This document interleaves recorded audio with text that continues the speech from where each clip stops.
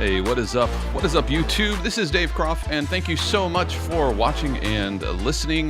This is a new series. We'll see if it's a series that I'm calling Production Queue Walkthroughs. And the idea behind this is I get a lot out of watching other composers work and looking at their workflow and looking at their sessions and seeing how they put things together, how they stacked things, and what sounds are they using, what type of libraries are they using. And so this isn't really a tutorial kind of thing, but the idea is just to kind of show you how I've put some of my tracks together in the hopes that it becomes the thing for you that I found so helpful out on YouTube. So the track that we're looking at today is called Like a Bawse, and this is a track that was recently featured on the NFL on CBS during one of their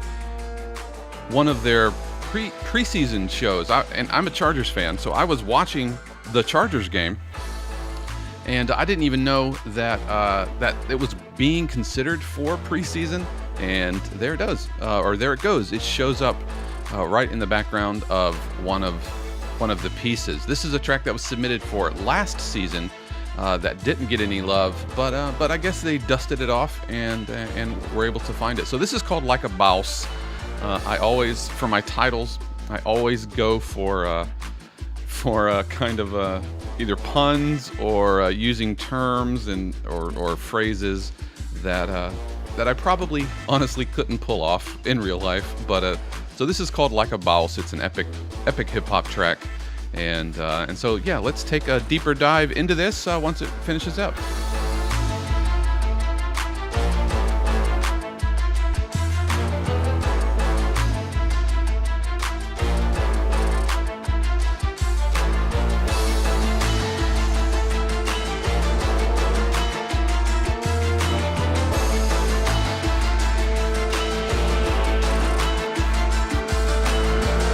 So that was Like a Bawse. And I guess it first kind of starts with my approach. This is an epic orchestral hip hop track. And for me, that usually means like really intense staccato strings, huge brass stabs on top of hip hop grooves, and using hip hop type of harmony where it's more kind of static harmony. It's not moving very fast. One chord hangs out for a bar, 2 bar, sometimes even 3 bars.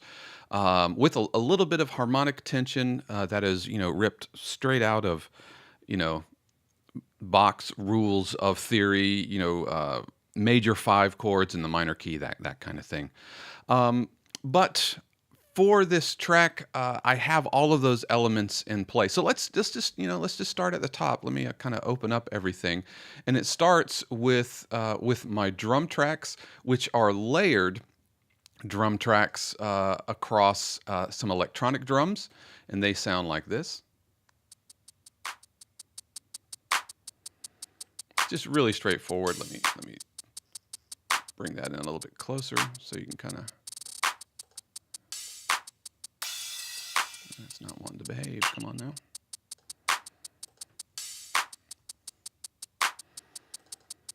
Look at the MIDI. That's kind of what's going on there. Now this was a that kind of dubby sound that was taken from a splice sample. It's just kind of this dubby splice type sound.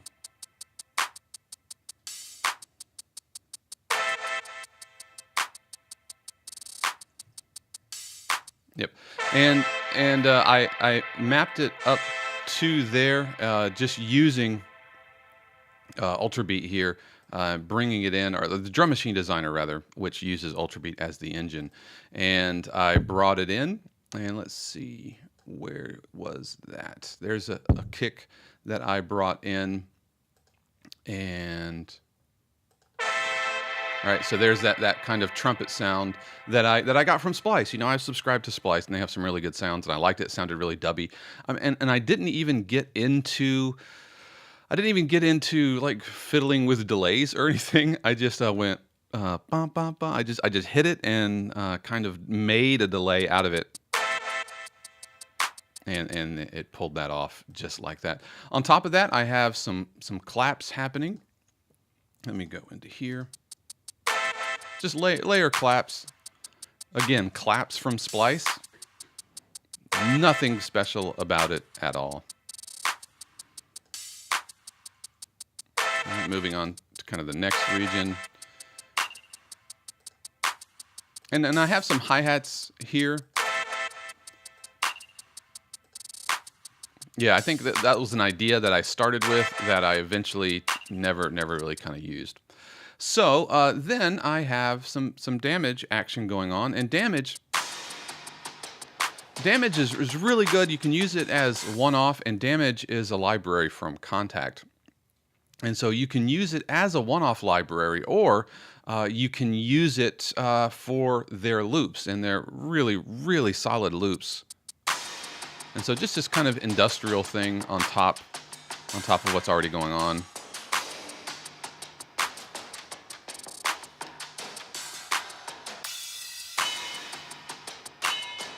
I do love layering anvils. One of the things I really found, especially like for music that ends up on football or whatever, I really love layering anvils on my backbeats. Basically, wherever the 2 and 4 is hitting for your snare drum, throw on some anvils. And this is from the Play engine from East West. I'm a subscriber for Composer Cloud, and it comes from the Symphonic Orchestra, the East West Quantum Leap.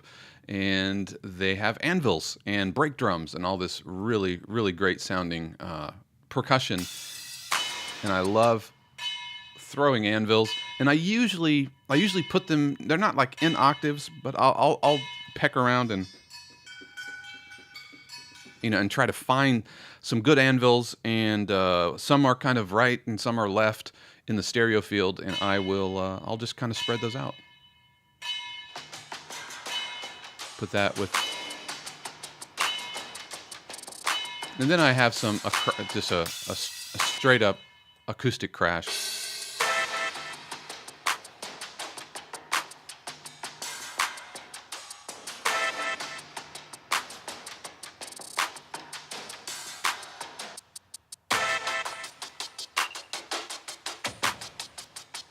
There's another damage layer.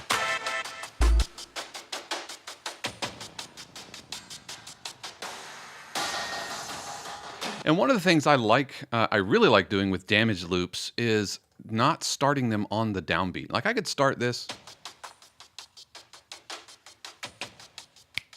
right, and it sounds like that.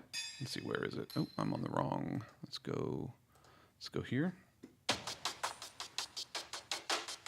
Ooh, dun, dun. But if you start on beat 2 of the measure, 1, 2, 3, 4, 1. Then it gives a whole new vibe to the loop. And I can even take it and put it on the offbeat, so that we have something that sounds like this. I'll put the rest of the groove so you can kind of hear it in context.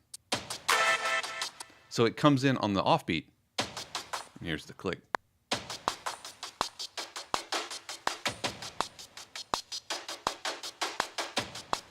And so now everything is hitting on the offbeats. And it adds an entirely different groove element. And I know that kind of seems obvious, yeah. But for me, when I thought about that, it felt like this really kind of eureka moment that just start the loop on the offbeat. You don't have to start it on the downbeat, especially when you're dealing with percussion grooves like this. Now that I listen to it, I actually like that offbeat thing. It's really interesting.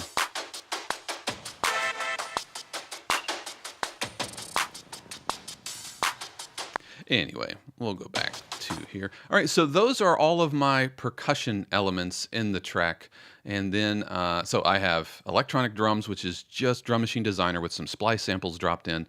And I didn't spend a ton of time on Splice, like looking for the perfect clap or anything like that. And then I have some bass layers made up of an 808, which is an 808 kick, another Splice sample that I dropped in and used.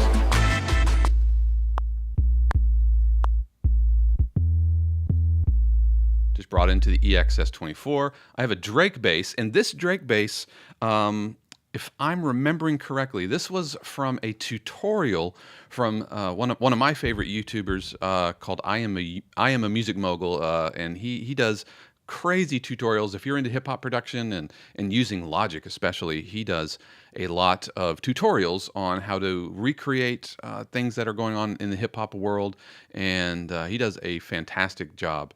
And so I watched one of his tutorials, and it's about making this Drake bass using Sylenth, this really kind of wide, glidey Drake bass. And so putting those together,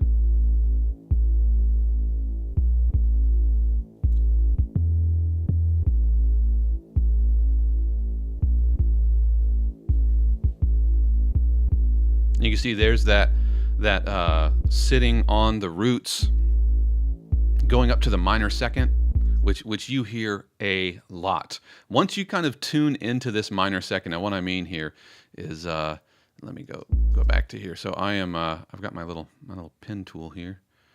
Let's see if I can get it to work.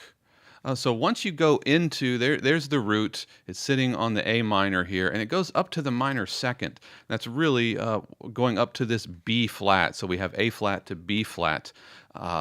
Once you hear that root movement, you will hear it everywhere. You can't unhear this root movement. Okay, so we've got that going on, and then I just wanted like this bass slide, and I tried to find something in libraries. I tried to recreate it in sample libraries, and it just wasn't working.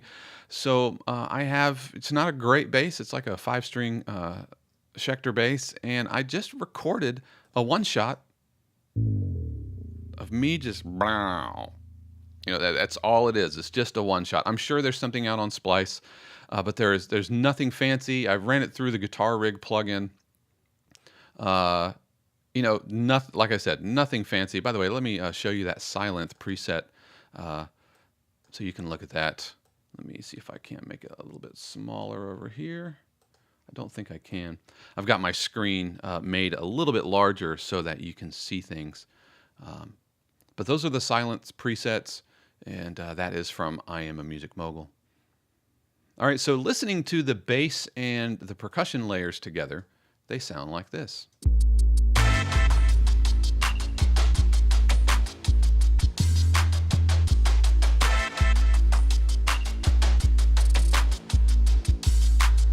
I also got some symphonic percussion going on. I've got a gong.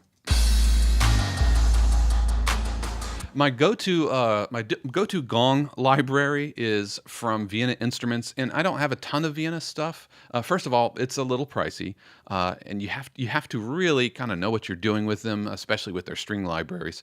But I have the special edition, just volume 1, and it has a fantastic cymbals, gongs, and I use the tubular bells or the chimes and the timpani from this, and so it's just a really solid gong, and that's all that is, along with the tubular bells.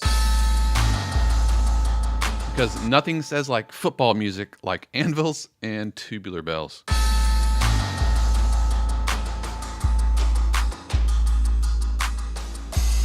All right, so hearing that from the top, it sounds...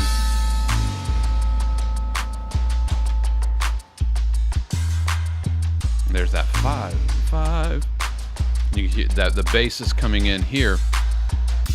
It's coming in every 2 bars instead of every bar here.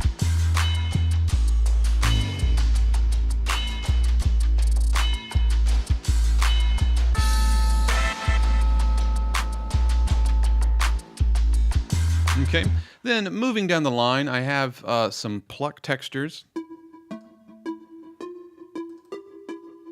It's a Sylenth patch. If I remember correctly, this was a preset that I downloaded from Splice. Yeah, this was within the first few months of getting Splice, and I was like, "Oh, Splice is amazing." So I don't use Splice on absolutely everything, but I really dug what that brought to the table. That kind of plucky sound. All right, then some bell tones.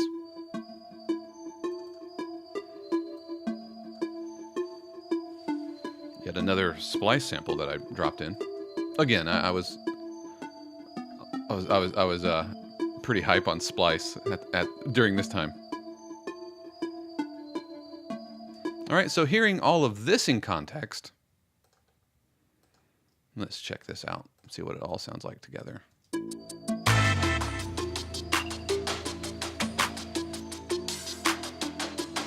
Oh, there's the 808s.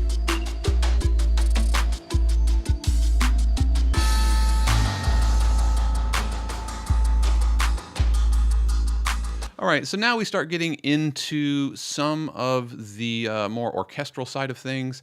First, one of my favorite relatively new libraries is from Native Instruments called the Unicorda.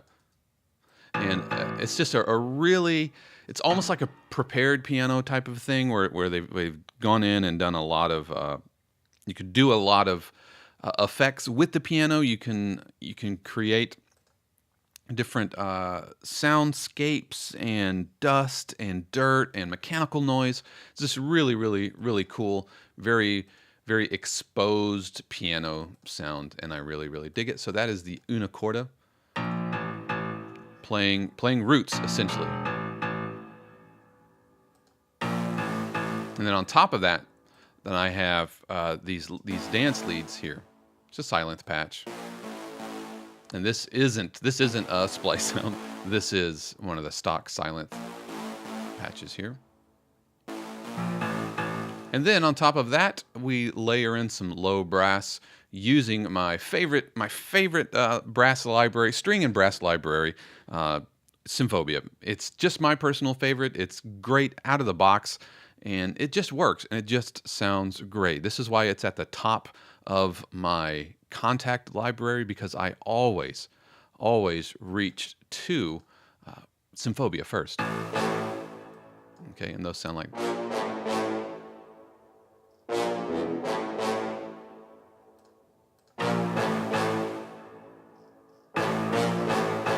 right, let's get everything else involved.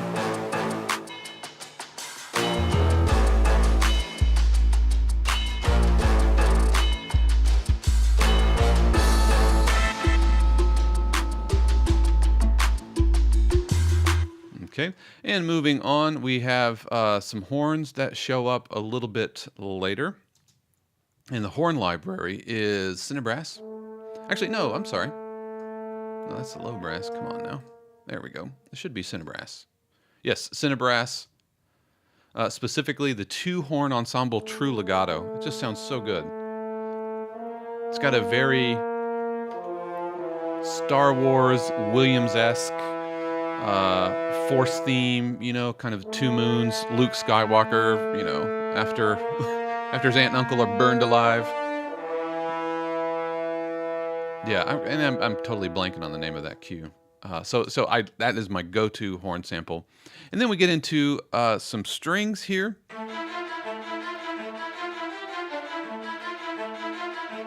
This is, again, Symphobia. And I layer in. Symphobia is an ensemble library. And what that means is it's a recording of a full orchestra playing. So if you need really big, fat, epic orchestral sounds, they're the absolute go-to. But what can happen, especially with shorter string lines, is the strings and staccato and spiccato sounds can kind of get muddied. And so what I like to do is I like to layer Vienna, which has a very dry sound, and you can really hear the bow like on the strings. Now that does not sound good by itself, but layer it on top of the Symphobia strings.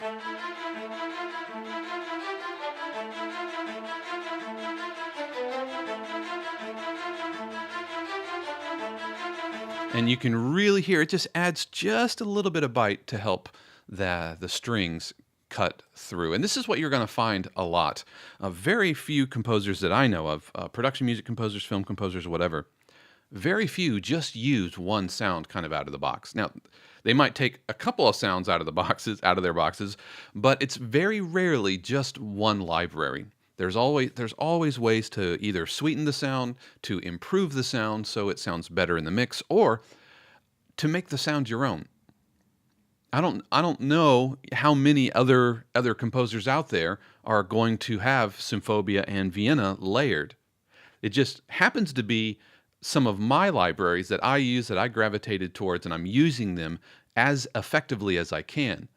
But this gives me my own sound. Short of going and recording my own libraries, and I know that there are composers that do that.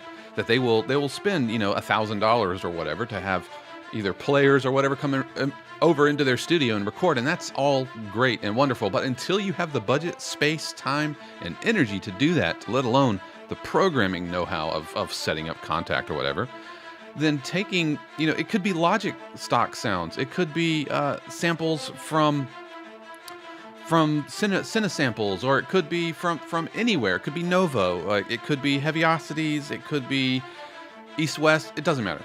The point is layering the sounds gives you your own unique sound. At least that's what I think, and that's what I found.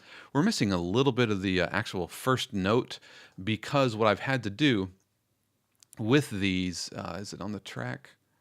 Yeah, you can see, and I'll highlight it here. I've got a negative delay on this track of 31 ticks, because with string libraries especially, there is a little bit of attack envelope to them, and so they don't really come on the downbeat. And so I'll pull this off, because it's not da da da, it's da da da da da. So let me turn on the click here. Let me take this off.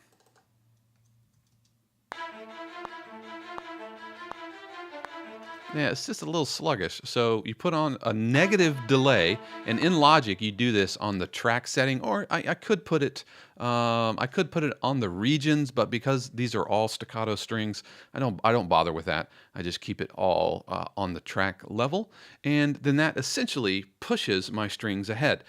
Because now some composers will actually go in and they will do this, and kind of nudge that forward. And that's all well and good. But I have found for my workflow, so many times I'm working and I'll just forget that I've done that, and I'll accidentally quantize or something, and then all that work is lost. So I have found for my workflow to use the negative delay there. Speaking of quantizing, one of the things that I like to do is I will hard quantize and then ease. So this right now is all pretty aggressively quantized. It's not really exposed; it's kind of in the back, and I have so much going on. But what I could do, because these are 16th notes, because we're at 82 beats per minute, is I can soften the attack there. I have an overlapping note right there. All right, so quantize it, and then just soften the strength.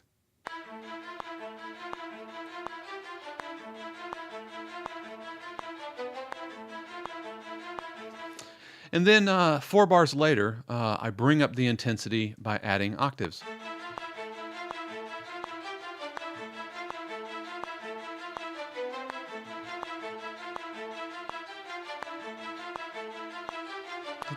Boom, and you have to stick that landing right there. All right, so those are my string layers that I've got going on, and then I have gated synths, and I'll move through this. Just playing the roots. That's all it's doing, just playing the roots. And this is an evolve patch. So there's that evolve patch. And this evolve patch. Chugging with dirt. One of the things I also like to do is to make it sound a little wider, I put this stereo delay on here. Let me turn it off. Kind of right in the middle. You put that stereo delay and it makes it pop out just a little bit longer. I have a layer of scoring guitars. I see you, Mellotron. I'll come back to you. All right, this is Heaviosity's scoring guitars, which is fantastic. I'm a big fan of Symphobia and Project Sam, and I'm a big fan of Heaviosity, as is evidenced by their placement. And these are all libraries that I've purchased. I've not gotten any of these libraries for free or anything. This is just me over time collecting libraries that I enjoyed. All right, coming back to this mellotron that I totally forgot. All right, this is stock Logic, and a mellotron, if you don't know what a mellotron is essentially the early sampler.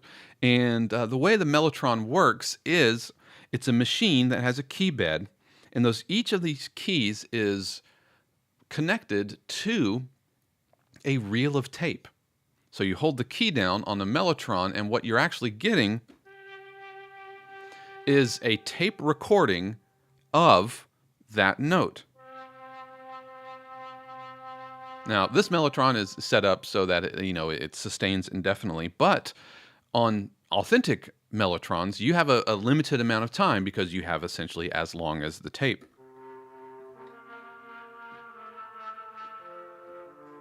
Right? Accidental Leonard Bernstein there. But so it's this really kind of earthy, old school, really ethereal type. If you're not familiar with it, if you listen to Strawberry Fields Forever by the Beatles, that flute sound is a mellotron.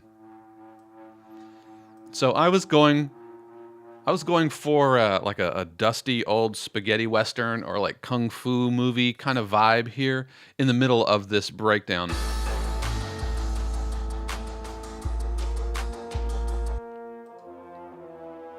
And those kind of layer together. And then finally, I think those are all my layers. I do have another gated. Yes, the lead.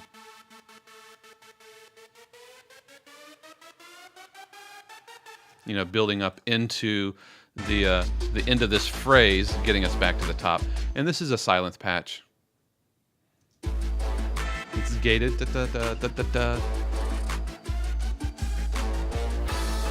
All right, and then finally, a few riser and effects textures. This first riser, these risers, I love. I think it's not Isotope. Who puts together Juggernaut? I'm totally blanking. Sampleosity. You think their name would be right here? Am I missing it?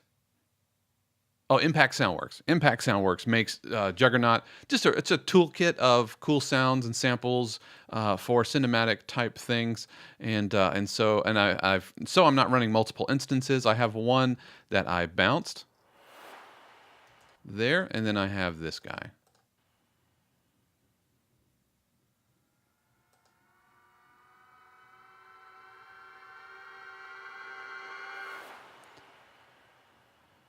Okay, actually, now that I think of it, this might be a rise and hit. That's a rise and hit, which is another contact library by Native Instruments.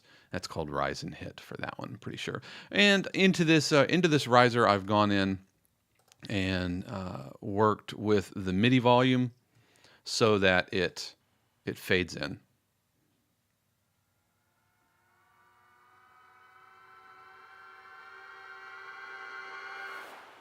All right, so those are all my sounds, and let's talk a little bit about structure now that you kind of find or have heard a breakdown of all of the textures and the sounds that were put together. The structure is, with production music, multiple publishers have told me, every 4 bars something new needs to happen.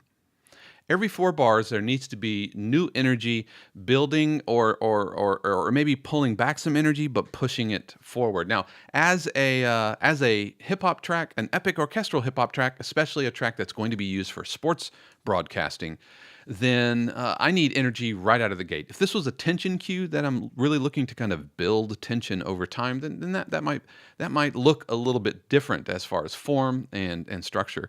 But for a hip-hop cue for football with tons of orchestra, then I need to come out of the gate swinging.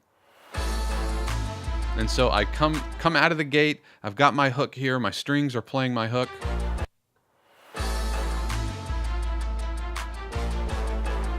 Got those big brass stabs, but I still need somewhere else to go. So I'm building intensity And this is where I'm going to add my octaves down here, plus my anvils. So now I'm going to pull the energy back just a little bit and incorporate essentially a secondary melody along with that kind of that dubby brass. But since all the string energy, since that's all gone, I need to introduce that 16th note energy so it doesn't pull back too much. And so this is why I brought in those gated synths. Now listen to what it sounds like if I don't have these gated synths.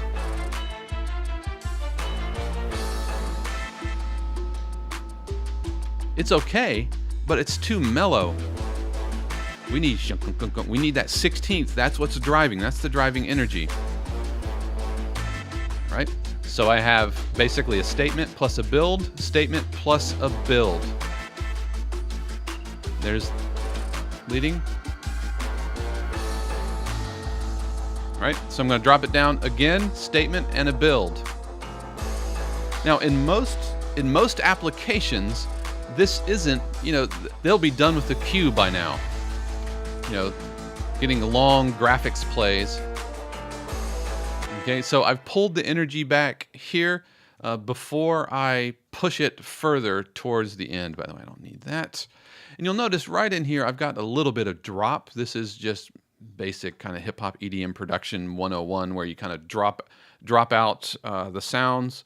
Have one sound, boom, the 5 chord before everything lands.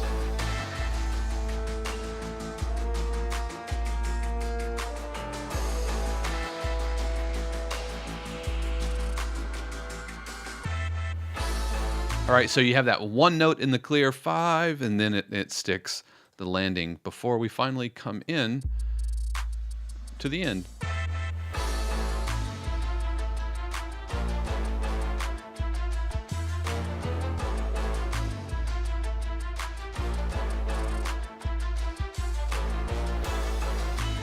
Doing the same thing, the wash, rinse, repeat type of an idea here. It's about a 2.5 minute cue. I could have just as easily ended it right there, but I wanted to pull it back, go into my secondary idea. So if I have my primary idea, my secondary idea, and my tertiary idea, then it's important to keep in mind that even though I'm talking about primary, secondary, and tertiary ideas, they are all built on essentially the same chord progression and the same motivic development. I could stack all of these layers together and it would all work. So even though I have, this B section, it's still the same chord progression. It's just a different idea from the chord progression. Speaking of, pretty sure, here at the very end, the very last phrase, the last 4 bars, I bring everything together. So if this is an A, B, C, A, B, A plus B. That's kind of what's going on there. But something new is happening, and I'm always looking to build energy. And sometimes you have to pull energy back so that you can build it forward.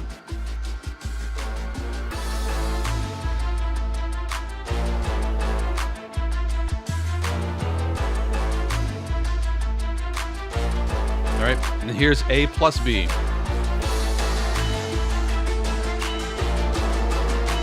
the plucks. Oops.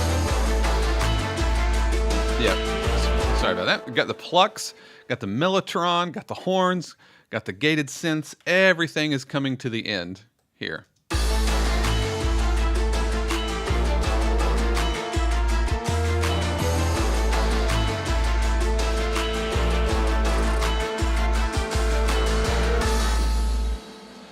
All right, so and you've got to stick the landing. Okay, you've got to hit that downbeat. You can't let it just kind of end, right? You can't let it end. See, I was trying to stop it.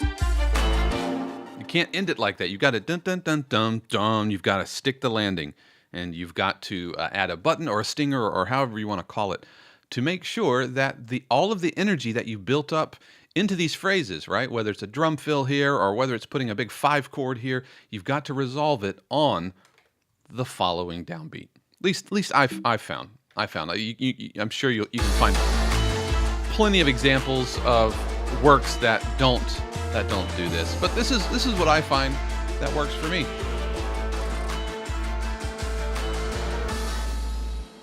By the way, I am going to mix and master at this point. And if you look at my automation lanes, you'll notice that that I don't have a lot of automation going on. Okay, very little bit there to control the audio tail. A little bit, I think, somewhere. No, I do most of my mixing. To be honest, I do most of my mixing with velocities. Or if I need a horn swell, I'll go in here and edit the modulation, right? Or the expression tool, or the MIDI volume, because I find that this gives me a more musical output, and I find it easier to track and keep up with, especially if I need to mix and remix.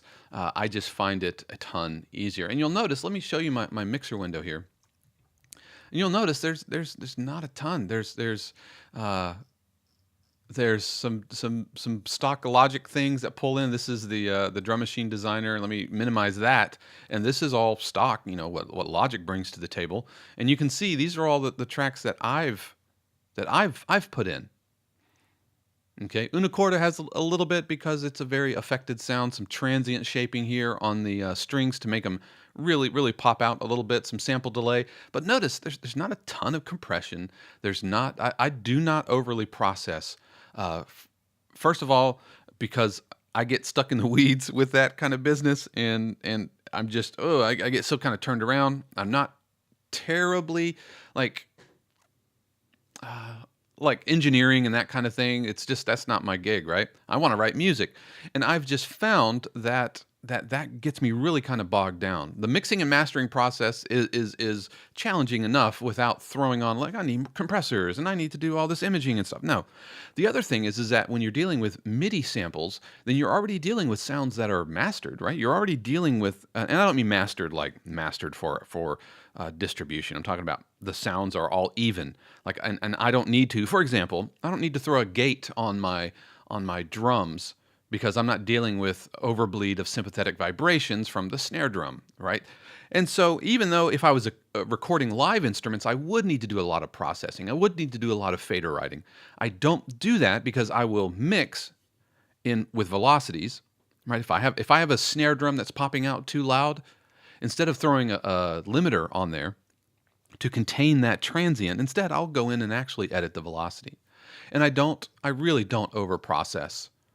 Got some just a handful of reverbs, and these are stock Logic reverbs. This is the Bawse Church, the 6.6, my favorite Logic reverb, and my mastering chain. I do have a gain plugin just to push it a little bit, and I do have I use Ozone for my mastering. Really straightforward. And for this library, the client wants it pretty darn loud. So let me go back to the loudest sustained portion here, and throw on my mastering chain so you can kind of see it. Yeah, it's really loud, because that's what the client wanted.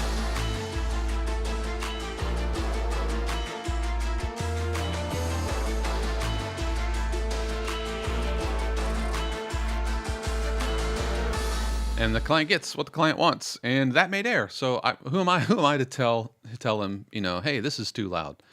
So there you go. I hope that was helpful for you. And maybe in future videos, I can talk about mastering process and just my mastering process. I am by no means the final authority on this. I have a moderately successful career. There are people that have many more cues out there, but I just hope that you find this helpful, and I hope that you're able to take something away from it. Like I said at the beginning of the video, I just wanted to put something out there that I enjoy on YouTube, which is breakdown, seeing how all the sounds were put together, the compositional process behind kind of what went by it, and all the sounds and how they're kind of put together, and seeing the layers of another track and how it all comes together and what it all sounds like. So thank you very much for watching. If you liked this video, please subscribe, and you can hit that bell for notifications, and yeah, you can leave some comments if you dug it. If you hated it, I'd like to hear those comments too. Yeah, so thank you very much for watching. Until next time. Peace.